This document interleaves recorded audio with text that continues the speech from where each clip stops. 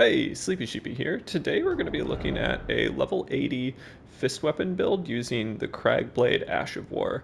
So we're going to be trying to do a couple different things here, but mainly we're going to be taking advantage of the extra poise damage that we get from Cragblade and putting it on a weapon that historically doesn't have too much poise damage. Cragblade was one of the Ashes of War that got buffed in patch 1.07 and now lasts for 60 seconds, gives you a physical damage boost of 15%, and a poise damage boost of 20%.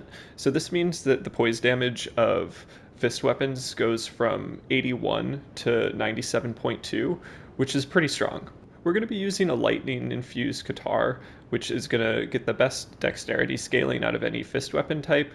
It also does some pierce damage, and it's has longer range than some of the other fist weapons. It's not huge, but the running light attack is going to be pretty good. So we're going to use 45 points for vigor, and then 27 points for endurance, and then everything else just poured into dexterity. The base dexterity on this build is actually 38, but using Millicent's prosthesis, we get an extra 5 points back. As for the armor, we're just going to be using Lionel's helm, and then the Tree Sentinel armor for everything else. As for talismans, we're going to have the Bullgoat talisman, which brings us to 111 poise, which is pretty good. Erdtree's favor +2 to bring up our stamina, equip load, and HP. And then we're going to be using the Rotten Wing sword insignia and Millicent's prosthesis to boost our AR as we land successive attacks. So the hope here is that we'll use Cragblade to poise break our opponents, use our high poise armor to be able to win out on trades, and then just land a whole bunch of successive attacks. I also wanted to mention that there is another way to run this build, especially if you're using Katars, which use pierce damage for some of their attacks. So we can go for the successive attack approach, or we can switch over to the Claw Talisman as well as the Spear Talisman. So this will give us really high damage on jumping attacks, especially if our opponent is mid-swing. As for our mixed physics, we're going to be using the Lightning Shrouding tier as well as the Crimson Bubble tier. There are a lot of good physic options for this, but this is the one that I went with. You could definitely use the tier to boost your poise, or the Thorny Crack tier, which makes successive attacks grow stronger. So if you wanted to drink something to boost your poise and then increase successive attack bonuses, you'd have a short window to get in a ton of damage. So that's definitely one route if you want to just try to take care of a host immediately, but I found that the Lightning Shrouding tier as well as the Crimson Bubble tier are a good mix for lasting and longer fights. The main strategy for this build is going to be to drink our mixed physic and then go for our Cragblade.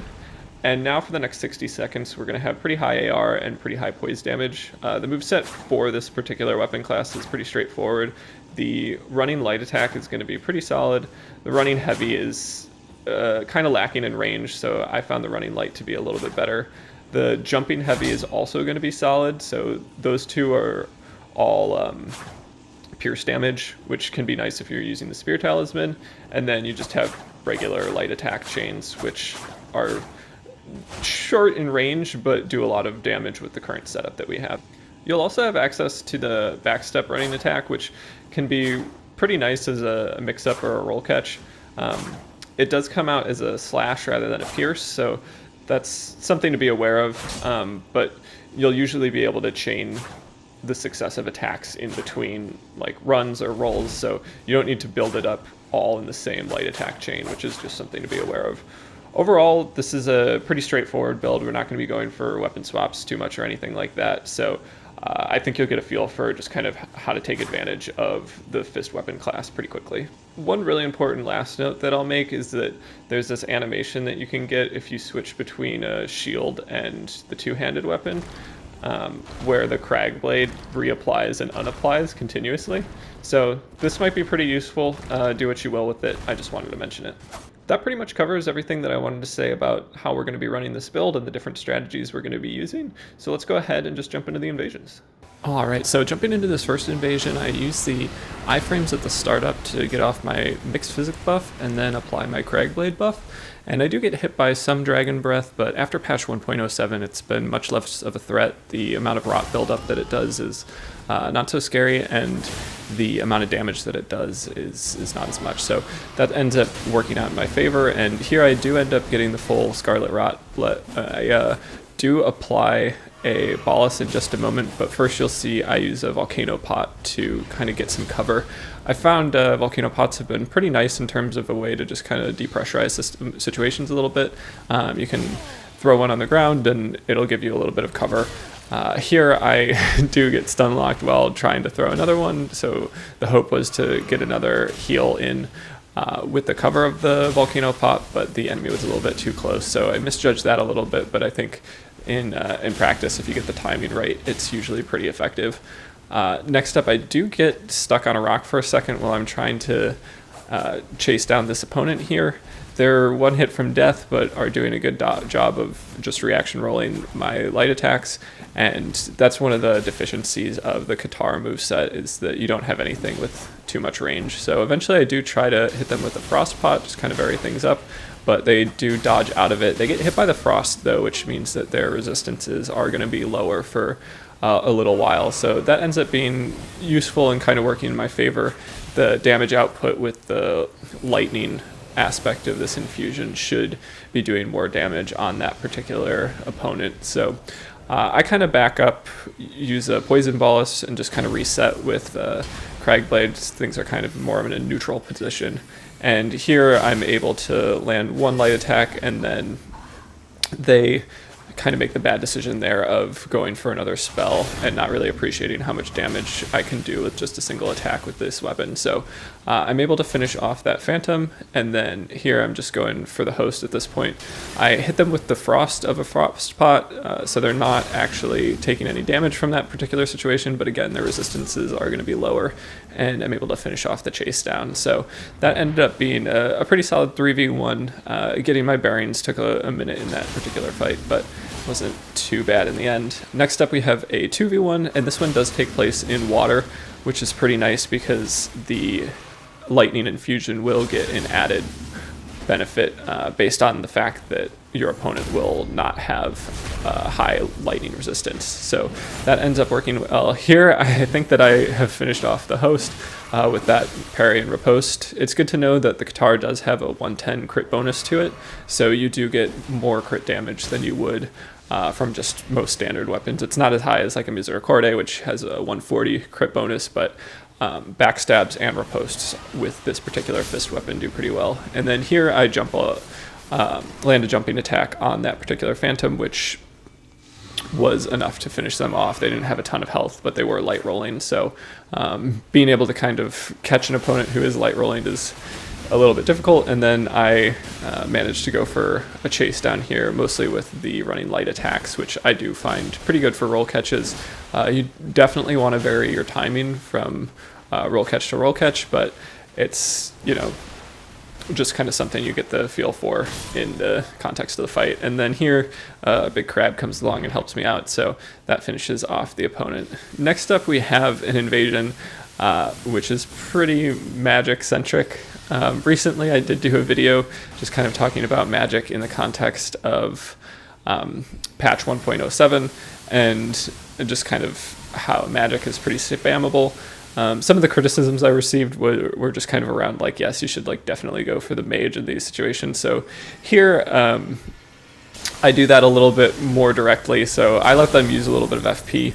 I end up taking damage on the moon attack there, which does lower my magic negotiation. So I do take more magic damage now that I've been hit by that moon attack. But at this point, I'm ready to kind of go in. They've switched to a somewhat melee approach with the Moonveil, and the other magic spam is not too much of a threat, I would say. The Phantom is definitely more of a threat in terms of damage output, so I'm going for them at this point, and I'm going to try to find an opening between their Moonveil attacks to get off some big burst damage with the Katar now that I've reapplied the Cragblade. It's a little bit difficult to get close with both spamming magic, but eventually I am kind of able to get up close and personal and get at least one light attack, and then there I kind of vary it up with a jumping attack. And I think that's a nice way to mix up your chase downs, is to go for a couple running lights and then maybe a jumping heavy. And if you land that jumping heavy, oftentimes you'll be able to finish them off. And then here, I do go for a free aim with the Frost Pot just to kind of get their damage negotiation down a little bit, and then I go for just a couple light attacks. And at this point, without their Phantom, they're not really in a great spot. So I think that they've kind of lost control of the fight a little bit, and I start just continuously going for a chase down. They're panic rolling and healing, and I'm able to punish most of their heals. So it does get dragged out a little bit just with the panic rolls, but eventually here I am able to stun lock them before they're able to get their katana attack out. So it works out in my favor, and it was just kind of a demonstration that yes, like I do know how to deal with mages, and it can be done, but I don't particularly enjoy that particular type of play style from opponents, and I think that there is room for improvement in future patches when it comes to your ability to just kind of send consistent magic at your enemies. So that's just like kind of an opinion I have about it. It might change or they might adjust for it, but you know, multiple mages in the same instance, it's like you can definitely handle them, but I don't know if that aspect of the way this gameplay works is my favorite. Next up we have a 2v1, and we do have somebody with the giant pizza cutter that is not super effective with it. They did go for the Ash of War, which I really respect. It's a really fun weapon, and if you can pull that off, it's going to be really great, but I think you're much more likely to land it if you're an invader when you have really aggressive opponents rather than when you are going after an invader, and they're more likely to be a little bit more protective. Here I do go for a strafe to see if I can backstab that particular Ash of War, but I think it has kind of a more spherical AoE around the person than I was expecting, and it does stun lock me, so that's just something to be aware of. If you are going to try to backstab that, I would probably try to roll rather than strafe it. So just good to know there. The game's been out for a while, so everybody might already know that, but that was just kind of a backstab attempt that I went for, and something I wanted to note. Here we have two people using a lot of the dragon incantations, but somebody is using the dragon bite, which I feel like is pretty cool. And it does a lot of damage, as you can see right there. I would say that it's a fairly even trade. I get a jumping attack off, but they hyper armor through it and manage to hit me with the full dragon bite. That does about half my health. So definitely something to look out for. And now I'm a little bit more wary of it. They kind of keep spamming it, and you can just walk around it, and it also has some slow recovery frames, so I'm able to get the backstab there. I try to land a heavy attack as a wake up, but the timing isn't quite right, and I didn't charge it long enough to get both swings, so it was just the single swing, which doesn't have too long of an active hitbox. And then I continue to go for the chase down. Again, my opponents are in water, so I'm getting an added benefit in terms of the lightning damage that I'm doing. And then here, the host just kind of stops paying attention to their light buildup, and that can definitely be an issue. If you're invading near those little basilisk guys, you'll pretty likely end up getting somebody with the blight if they're not paying attention. Next up we have what starts as a 2v1, and here we have somebody fat rolling, but they are using a fairly decent counter to fist weapons, which are straight swords. Straight swords have better range and come out at a similar speed, so it can be fairly difficult to kind of get in close, especially if you're dealing with two people who are more likely to poise break you.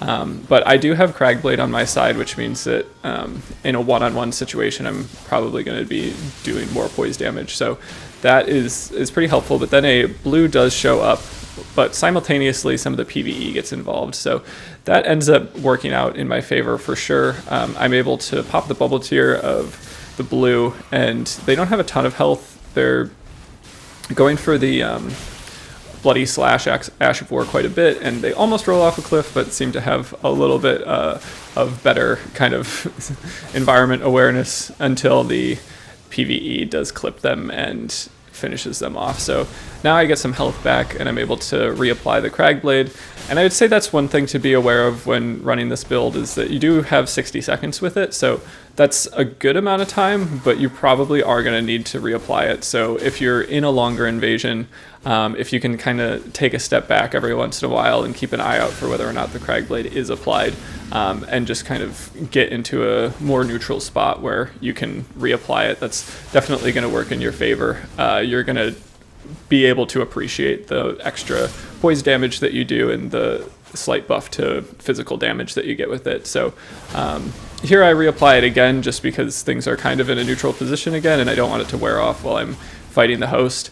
Another thing that I will mention about using this build is just stamina management is important, kind of for different reasons than something like using 2 great swords or something where each strike uses a bunch of stamina. Rather, I found that because the range is so small that I end up running more than I would normally. So frequently I would just kind of use the walking speed, which allows me to recover stamina just very gradually in between strikes. But in this, I feel like you kind of need to pressure a lot more, and because of that, you're kind of running up close and personal to your opponent, which means that you're not getting the normal stamina recovery that you normally would by just kind of backing off between hits or just walking towards them. So the lack of range does come in, I think, psychologically to that play style. Next up, we have a 1v1, and I don't always put these in, but this one was kind of interesting, I felt like, because it was a two-handed thrusting sword by my opponent, which has kind of been recognized as a very strong setup. They also have Flaming Strike, which is pretty strong, although their damage output is not crazy high. And you can see here that the Katars with Cragblade are definitely putting up a good fight against this. The opponent is kind of, they're getting hits in, but they're losing out on trades, especially with the damage output. And here we can land a jumping attack as they go for the back step charged attack. And I just kind of wanted to demonstrate that in the context of something that's pretty strong, a quick weapon with more range and decent poise damage, the Katar with Cragblade is definitely a force to be reckoned with in one-on-one situations. So I thought that was kind of cool there. But next up we have a 2v1, and this involves a mage, but we do have decent cover with these pillars here. However, we are facing a phantom which has Rivers of Blood and is light rolling, so that can be kind of a tricky combination to go for. Also, something I've noticed is with the bugs attack, the animation that you see on screen might not always line up to the damage you're taking from it. So frequently I'll see the animation get caught on a tree or on the edge of a column or something, and then I'll still get hit by the bug bleed buildup. So that's just something to be aware of that I wanted to mention, is that you can definitely kind of have a miss animation when it comes to that bug attack, and that you should kind of keep running and keep an eye on your blood buildup. But I am eventually able to chase down the host with some light attacks and the phantom as well. Next up we have another 1v1, and this was one that I got while invading. Somebody at Main Academy Gate that was rune-arced and taunter-tongued. I'm kind of curious how my subscribers and anybody watching this just kind of feels about this situation, the Bonfire Duelist and rune-arcs. On one hand, this particular level 80, you don't see quite as much activity in terms of people dropping the summon signs. Now that we have the ability to invade anywhere, I think most people are going for invasions and not duels at this level.